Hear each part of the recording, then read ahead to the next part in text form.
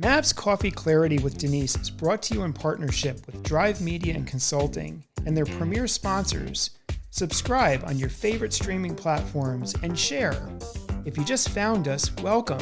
And if you're a regular, welcome back. Denise DiGrigoli has spent her life in the creative industries as an entrepreneur, helping people transform their visions into thriving businesses, working with individuals and teams to find their purpose and live their life vibrantly. On her pod, Denise delivers business intel and life hacks with wit and wisdom in short shots like a strong espresso with a solid sense of humor. Enjoy this episode of Mav's Coffee Clarity, and here's Mav. We're back, and it's 2026. Hello, my friends. You're on Mav's Coffee Clarity with Denise. It's like coffee with your sharpest friend. Business intel and life hacks designed to move you forward. This is where I interview some incredible mavericks. Twice a month, we have people on that share their entrepreneurial journeys, their trials, tribulations, and those silver linings that make them the innovators and change shapers they are. When I'm not interviewing a navigator, it's just me. And I'm sharing things that happen in my business, with my clients, in my life, hopefully little things that'll help you move forward. We don't really dispense advice here. What we do is we hope you hear something that really moves you forward and you find a place for it in your life. If we do that, then we've done our job. So before I get down the rabbit hole today, please go to DeniseDiGrigoli.com, check out some of my creative and strategy services, and also follow us on Substack, Instagram, Facebook, TikTok, YouTube, wherever you listen to your favorite pods. We do make it a video as well, just because I know video encourages SEO, but a lot of you have asked for video. So listen, I'm going to tell you, we don't edit. So if my hair's out of place, the lights go off, or somebody burps, that's what happens. I like that idea because then it doesn't feel like AI, even though a valuable tool, AI, feels like real and unedited is much more easy to digest than trying to figure out, is this really me? This is really me. Okay. If you got my newsletter, and I hope you do, I send out one a month. And again, it's ideas to move you forward. I talked about my anchor words in 2025. And those words were allow, invite, release, refresh.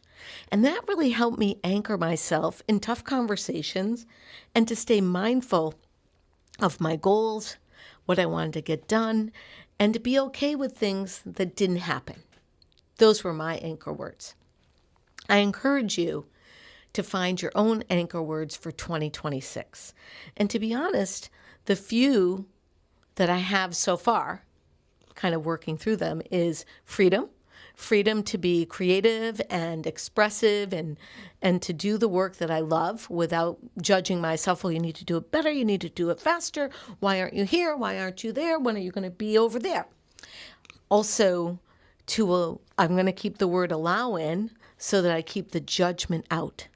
And I think those are my two words for right now, freedom and allow, but I'll keep you posted. It's early in the season, my friends, right? But we are in season 3. Thankful last year, some of the highlights are we won Best of Podcast, state of Connecticut. We met so many great new people on the show. We were part of award-winning campaigns, and we met life where it's at. So I thought, what am I going to talk to everyone about this week as we come into 2026? And it reminded me of how important communication is, right? All forms of communication. Now, depending on how you view what's happening in the world, I guess, and how you consume your news and your social media, you could either view the world as really screwy or really good, or a mix of both. But nonetheless, the horizon for communication has changed, right? And some decorum is lacking. And we can all pass judgment on each other. Oh, the young people don't do this right, or the old people do that wrong, or this group of people does that wrong. And I feel like there's a lot of judgment. And I want to be clean on that because you can look through almost any lens and see it in a different way. And I thought, but I really have to share a story about customer service and tie it into the communication piece. Because I help companies with their brands, and I help companies with their sales strategy and their experiential event, and how important customer retention is. So this is going to get a little granular. It might not be the short shot that's typically 15 minutes long. We might go a little over. So buckle up, Buttercup. Get an extra coffee. Put a little more sugar in it. I shouldn't say that right. Less sugar this year. All right. So a brand or a business has a promise. And when there's consistency behind the brand or the business and the promise, you tend to develop client or customer loyalty. That's just, 101 marketing business strategy.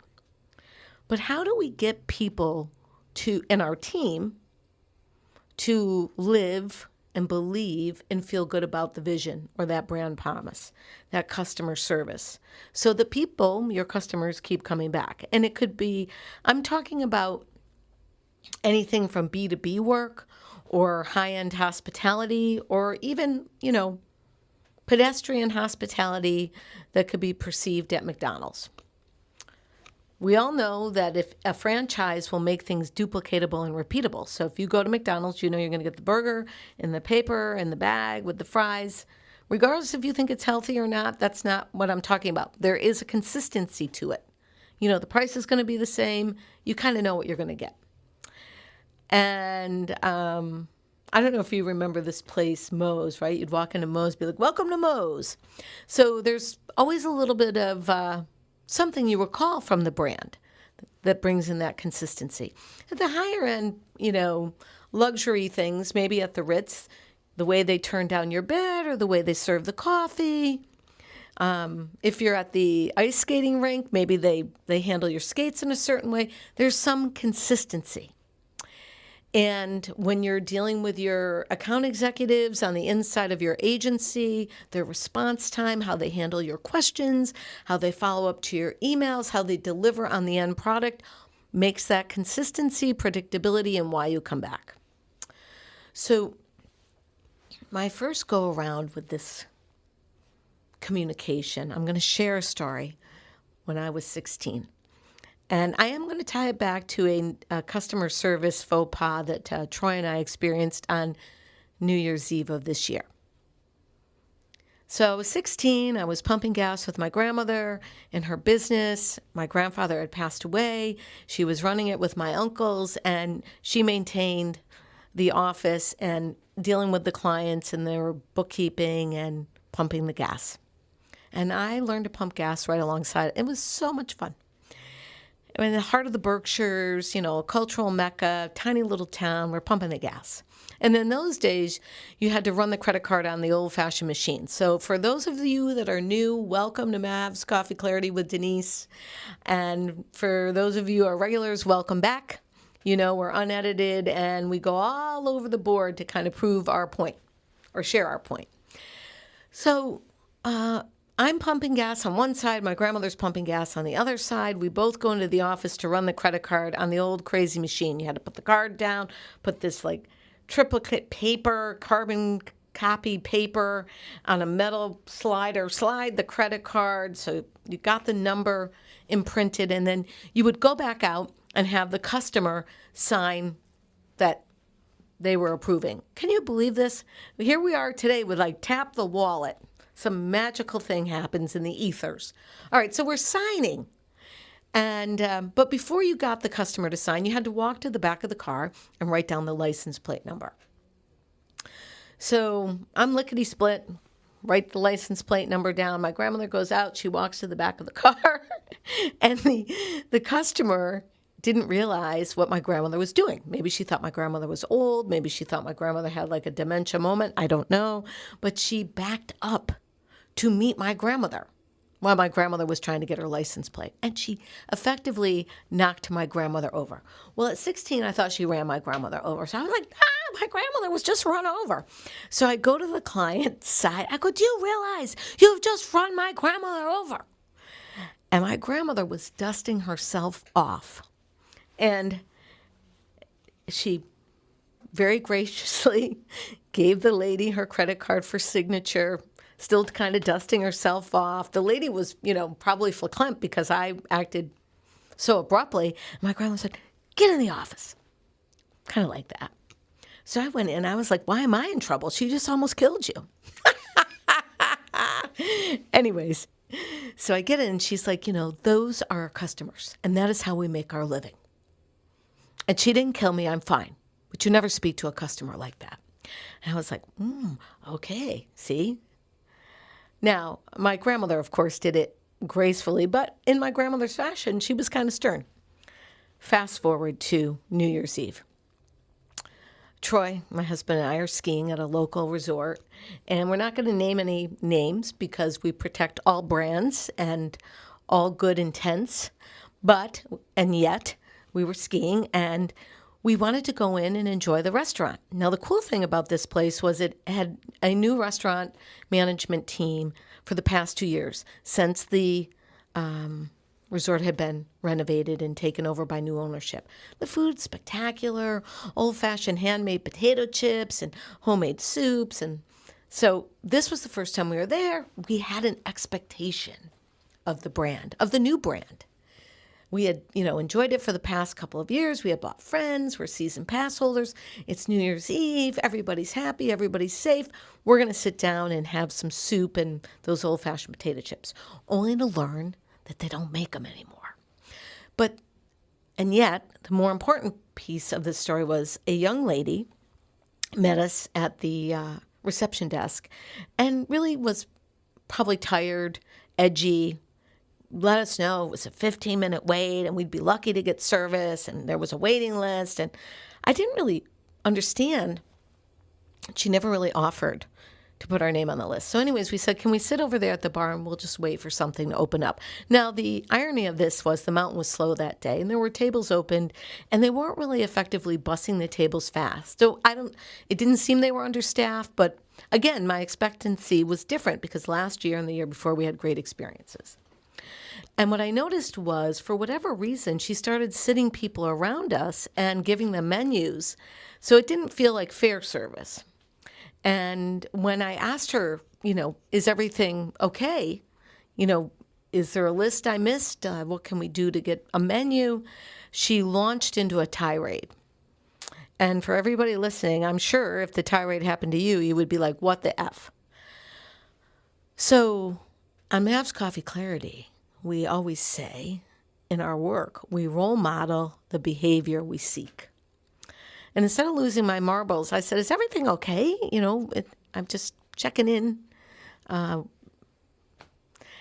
the tirade continued. And she said some things that I'm not even going to repeat. Like, really, clearly this person wasn't trained. Maybe shouldn't have been on shift that day. Maybe, I don't know. Maybe another customer was rude to her, so she felt like it was okay to be this way. It could have been any number of things. But again, a brand promise is a brand promise. So I asked to see the manager, which kind of lit her up like a tree. And I said, yeah, no, unfortunately I do. And I said to the manager, look, we're regulars here, season pass holders. We've had this experience in the past. This is kind of a shame, but no one should ever speak to another human being like that. I don't know what's going on. Of course, the manager's like, oh, I'm sorry. We have too many parties. We have this, that. I'm like, well, really, the mountain is not that packed today, and that's kind of the expectation anyways. You're going to have big parties. It's a ski mountain, and our experience has been different, and sadly, we're leaving now. Oh, can I get you a drink? Blah, blah, blah. Like, to me, patchwork solutions don't work, and they shouldn't work in your brand either. So I said, no. And she was like, well, what can I do to make it better? And I said, honestly, you should probably retrain your people or train them on your vision in this brand's promise, because we bring people all the time and now I don't feel good about it. And so I'm actually leaving. Well, my friends, that's the last thing you want, someone to leave your business and take their revenue elsewhere. We want people to love our business. We want people to come into our business and enjoy our vision. And I don't care if you're McDonald's, the Ritz, or this particular place, or you're running an agency. If we've worked that hard to get your business and to show you what we can do for you and how we can make you feel, we definitely don't want you going down the road. It's just a big no-no. Refer back to my grandmother. These are our customers. So now, fast forward. Do customers take advantage? I'm going to go with the 80-20 rule. 80% of the people probably don't. They probably love your brand and they enjoy it and they do the right things and they have decorum and manners and blah, blah, blah, blah, blah. And there's 20%, the 80-20 rule, that are like, ramshackling through, wanting everything for nothing. And I don't care what business you're in, right? There's that perpetual client that just needs a deal or complains when they didn't really have the hair in their food. So I think as consumers, whether we're B2B, business to business, or B2C, business to consumer, we also need to show up with positive communication. How many times have you been on the phone with, press 1, press 9, press 10 to get customer service? By the time you get through, you are flipping. But if you use that energy against that rep, who probably had nothing to do with press 1, 9, 10, 17 before they got to you, if you flip out on them, what's the result? So you should say, well, I'm the customer. I shouldn't have to tailor my energy. Absolutely. It's an energetic world, my friend. It's an energetic world. And we are responsible to role model the behavior we seek, not only when we're the consumer, but when we are the brand. I think training, articulating your vision to your team, your family, right? Your family, articulating that vision so that vision is felt out to anyone you engage with is so important. Remember what Maya Angelou would say, it's not what you did or what you said, it's how you made them feel. When you connect a feeling to a brand, an expectation is created. And when you can stay consistent, then you win, right? Even as simple as things as training our new Havanese, who's jumping up and down like a wild popcorn bunny. And there's days I just want to say, I am so tired. Can you just sit down for a minute? But the minute I even change the course of action, he's expecting me to be like, okay, behave this way, get a treat. Behave this way, get a treat. Behave this. When I say, quiet, I'm on a Zoom call, he's like, what? Next thing I know, he's chewing my shoe. So I could give you a million metaphors, or I could refer you back to my grandmother and say, these are our customers. How do we want them to feel? Because we don't want the revenue to run down the road.